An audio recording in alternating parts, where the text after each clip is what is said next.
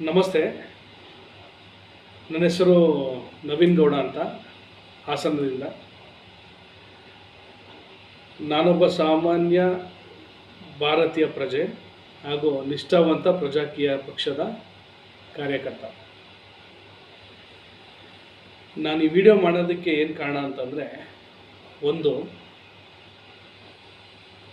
ಪ್ರಜಾಕೀಯ ಪಕ್ಷ ಇದುವರೆಗೂ ಜನಗಳ ಬಾಯಲ್ಲಿದೆ, ಆದರೆ ಅದು ಚಾಲ್ತಿಗೆ ಬಂದಿಲ್ಲ, ಬರಬೇಕು.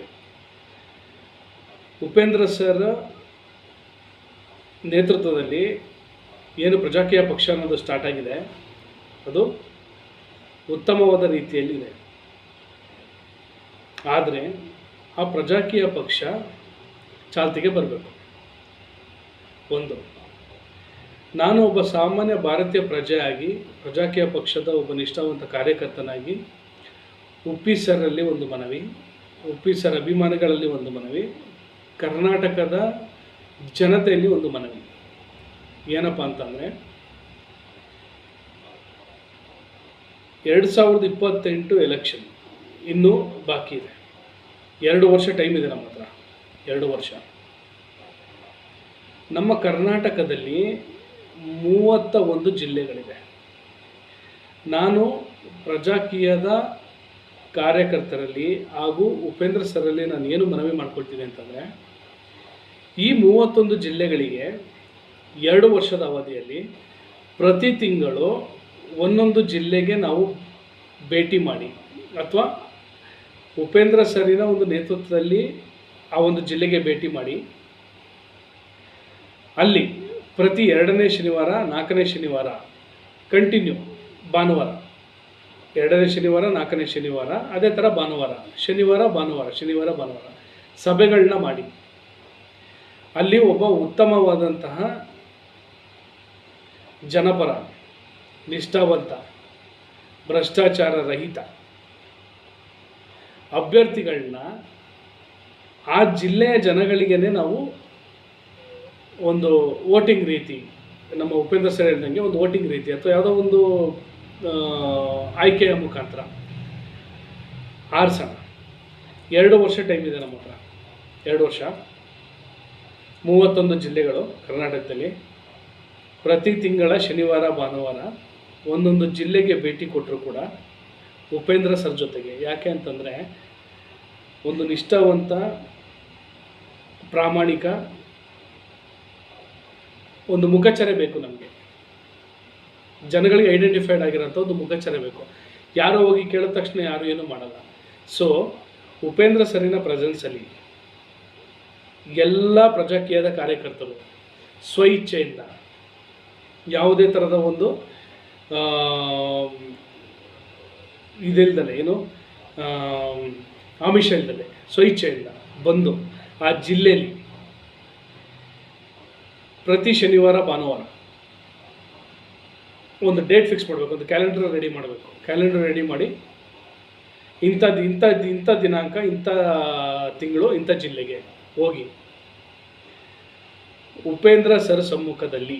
ಯಾಕೆ ಅಂತಂದರೆ, ನಮ್ಮ ಪ್ರಜಾಕೀಯ ಅನ್ನೋದು ಒಂದು ಮುಖ್ಯವಾದಂಥ ಒಂದು ಪಿಲ್ಲರು ಉಪೇಂದ್ರ ಸರ್. ಅವರ ಒಂದು ಸಮ್ಮುಖದಲ್ಲಿ ಒಂದು ಅಭ್ಯರ್ಥಿಗೆ ಒಂದು ಒಂದು ಒಂದು ಒಂದು ಭಾಷಣ ಮಾಡೋಣ, ಒಂದು ಪ್ರಚಾರ ಮಾಡೋಣ. ಬೇಕು, ಈಗಿನ ಕಾಲದಲ್ಲಿ ಭಾಷಣ ಪ್ರಚಾರ ಇಲ್ಲದೆ ಏನೂ ಆಗಲ್ಲ. ಮಾಡೋಣ. ಮಾಡಿ ಉಪೇಂದ್ರ ಸರ್ ಸಮ್ಮುಖದಲ್ಲಿ ಕ್ಯಾಂಡಿಡೇಟ್ಸ್ನ ಆಯ್ಕೆ ಮಾಡೋಕ್ಕೆ ಬಿಡೋಣ ಆ ಪರ್ಟಿಕ್ಯುಲರ್ ಡಿಸ್ಟಿಕ್ಕಿಗೆ. ನಂತರ ಅದನ್ನು ಸ್ಕ್ರೂಟಿನಿ ಮಾಡಿ, ಅದನ್ನು ಒಂದು ಫೈನಲೈಸ್ ಮಾಡಿ, ಅದೆಲ್ಲ ಮಾಡೋದು ಕಾರ್ಯಕರ್ತರು, ಅದನ್ನು ಒಂದು ಆಡಳಿತ ಮಂಡಳಿ, ನಮ್ಮ ಪ್ರಜಾಕೀಯದ ಆಡಳಿತ ಮಂಡಳಿ ನೋಡ್ಕೊಳುತ್ತೆ. ಸೊ ಇಲ್ಲಿ ನಾನು ಏನು ಕೇಳ್ತಾ ಇದ್ದೀನಿ ಅಂತಂದರೆ, ತಮಿಳ್ನಾಡು, ನಮ್ಮ ನೆರೆಯ ರಾಜ್ಯ ಅನ್ನೋದು ತಮಿಳ್ನಾಡು, ಚೆನ್ನೈ, ವಿಜಯ್ ಸರ್, ನಥಿಂಗ್. ಒಂದು ದಿನ ವಿಜಯ್ ಸರ್ ನಿಲ್ಲಿಸಿದಂಥ ಕ್ಯಾಂಡಿಡೇಟ್ಗಳು ಏನೇನಿದ್ದಾರೆ, ಆ ಕ್ಯಾಂಡಿಡೇಟ್ಗಳು ಯಾರಿಗೂ ಮುಖ ಪರಿಚಯ ಇಲ್ಲ. ಎಲ್ಲರೂ ಆವಾಗ ಜಸ್ಟ್ ಬಾರ್ನ್ಡ್ ಬೇಬೀಸ್. ಒಳ್ಳೆ ಕೆಲಸ ಮಾಡಿದ್ದಾರೆ ವಿಜಯ್ ಸರ್. ಎಲ್ಲರನ್ನೂ ಸೆಲೆಕ್ಟ್ ಮಾಡಿ ಒಂದು ಹಾಕಿ ಒಂದು ಸರ್ಕಾರನ ಒಂದು ಸ್ಥಾಪನೆ ಮಾಡಿದ್ದಾರೆ. ಸೊ ನಮ್ಮ ಕರ್ನಾಟಕದಲ್ಲಿ 2 ವರ್ಷ ಟೈಮ್ ಇದೆ. ಪ್ರಜಾಕೀಯದಲ್ಲಿ ನಾವೇನಾದರೂ ಮಾಡಿ ತೋರಿಸ್ಬೇಕು ಅಂತಂದರೆ ಈ 2 ವರ್ಷ ಟೈಮನ್ನು ನಾವು ಯುಟಿಲೈಸ್ ಮಾಡ್ಕೋಬೇಕು. ಇಲ್ಲ ಅಂತಂದರೆ ನಾವು once again we will become A zero.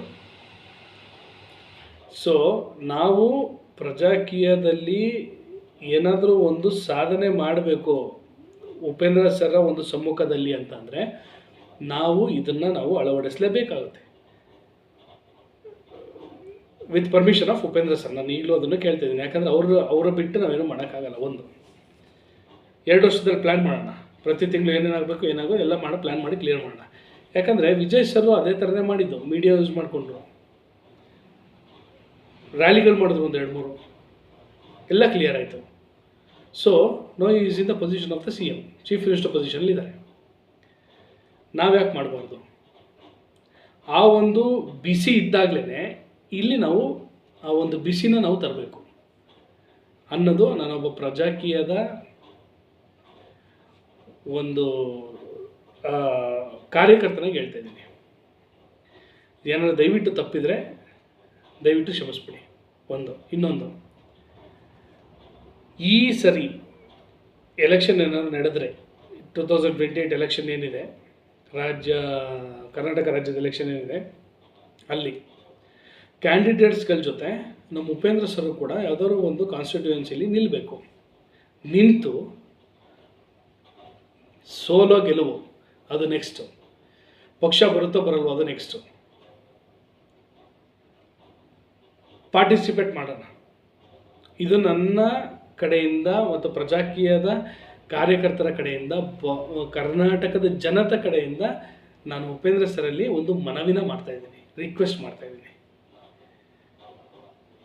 Humble request ಮಾಡೋಣ. ಒಂದು ಚೇಂಜಸ್ ಮಾಡೋಣ. ಬೇರೆ ಯಾವುದೋ ಪಾರ್ಟಿಗಳು ಬೇಡ ನಮಗೆ. ಬಂದು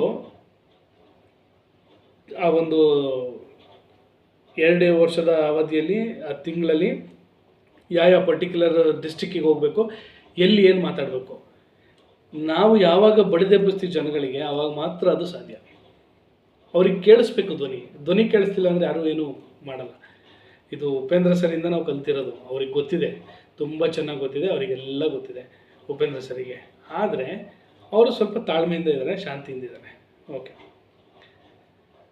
ಇನ್ನೊಂದು ಏನಂತಂದರೆ, ಈ ಒಂದು ತಮಿಳ್ನಾಡು ಎಕ್ಸಾಂಪಲ್ ಏನು ಹೇಳಿದೆ, ಸೊ ಅದೇ ಥರ ನಮ್ಮಲ್ಲೂ ಕೂಡ ನಡಿಬೇಕು. ಒಂದು ಚೇಂಜಸ್ ಬೇಕು.